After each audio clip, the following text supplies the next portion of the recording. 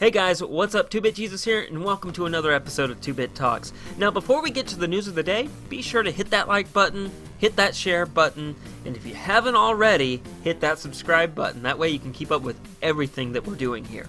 Well, I found an article from the Motley Fool, and honestly, I think it's pure speculation, but the headline of the article is, "Will Intel Corp power the next Microsoft Xbox?" It just goes into a huge speculation, and they even admit that it's a long shot, and that it would be a huge benefit for Intel if they were able to secure a deal with Microsoft and be the chipset provider for the next Xbox. And the reason they actually kind of started talking about this is because an analyst, which I don't really trust these analysts who always come out and make these back-ass predictions. It seems like a lot of them just kind of will throw some crazy stuff out there, and sometimes it sticks, sometimes it doesn't. I don't really trust them. I'm just gonna say, but Richard Swinburne. I'm really bad pronouncing names, sorry, but he tweeted on April 11th, 2018, calling it now, 2018/April, next-gen Xbox will use an Intel chip. Big.little plus GPU for MS to differentiate against the PS5, and for Intel to show its gaming cred. Both MS/Intel have strong US/EU branding. Now that is an interesting analysis.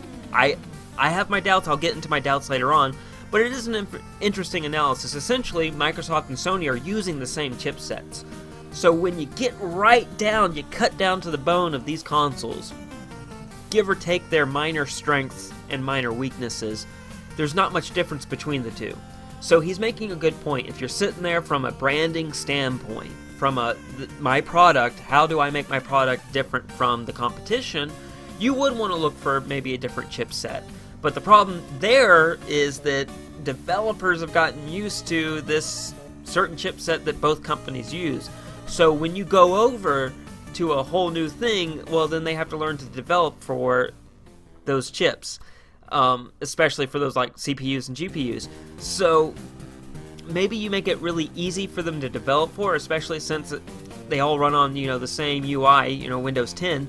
But still, I'm not a huge tech guy, but that spells a problem, possibly with developers.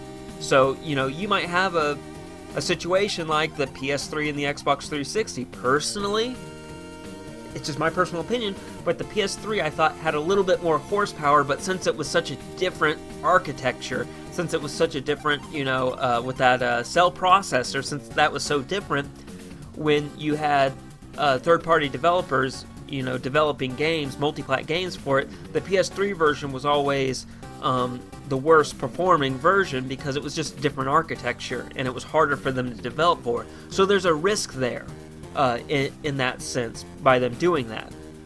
Now I do think it's cool that that could be something where you could go, hey, we're able to do this unique cool thing with with games because we're using this technology here and it makes us different from our competition.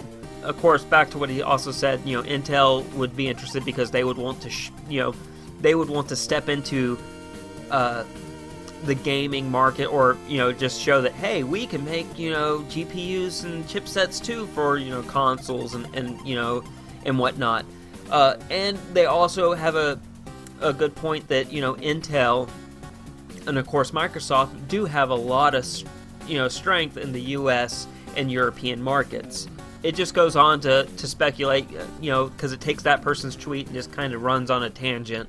They cited a number crunching site that, because Microsoft doesn't release console sales anymore, but they figure that Microsoft sold at least 9.1 million Xbox Ones in 2017, and they say at about $100 a pop, 9.1 million Xbox chip sales per year would amount to nearly $1 billion in revenue for Intel.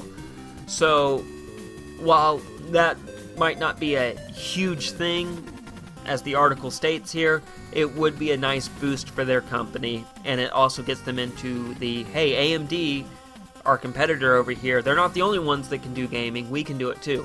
that guy was calling it, but sometimes I wonder if these guys just sit there and think about this stuff and go, hey, these two companies theoretically could work together and do really well together. Doesn't mean they're actually talking, doesn't mean this is actually happening. And that's the problem I have with it, is that that's what I don't like about this. Now, while I think it's a cool idea, I have doubts it would happen. I'm not saying it's impossible, but it does seem like Sony and Microsoft are pretty solidly in AMD's camp right now.